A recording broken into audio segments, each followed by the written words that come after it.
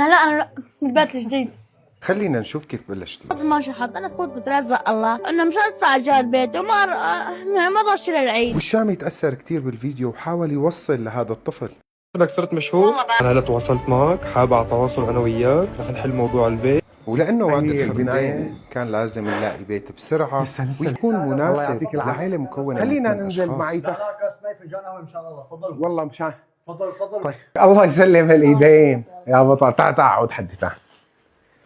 ولمعرفتي بالشامي حبيت انه اوثق الحكاية، انقل قصة البطولة قصة عن الخير والوفاء، والحمد لله الشامي وافق. جاهز للمفاجأة؟ جاهز. غمي لي عيونك لشوف. يلا تفضل. 2 1.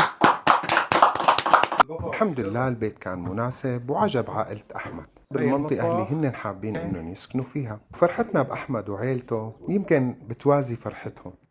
شامي وعد انه قبل العيد ان شاء الله يكون عقد الملكيه مع منكم وتكونوا باذن الله متركنين قبل العيد. وبتشكر الشامي إنه سمح لنا نوثق هاللحظات. انا بالبيت الجديد.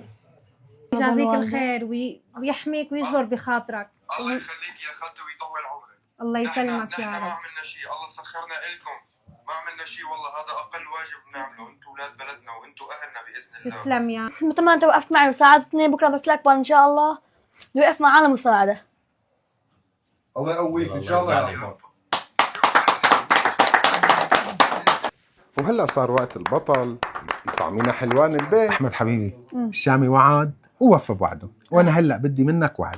تفضل. بدنا نرجع للدراسة. شكرا. اما بالنسبة للشغل ولانك انت البطل اللي تعلمنا منك هالقصة انك انت عم تنزل تشتغل مشان امك ما تشتغل، نحن بدنا نشتغل وبدنا ندرس. بالنسبة للشغل امنت لك بمعمل ايس كيك شغل محترم، بنشتغل بالصيف وبالعطلة الانتصافية، معاش نقدر نصرف على نفسنا منه وعلى دراستنا، تمام؟ ورح نتعلم مصلحة. اما بالشتوية شو بدنا نساوي؟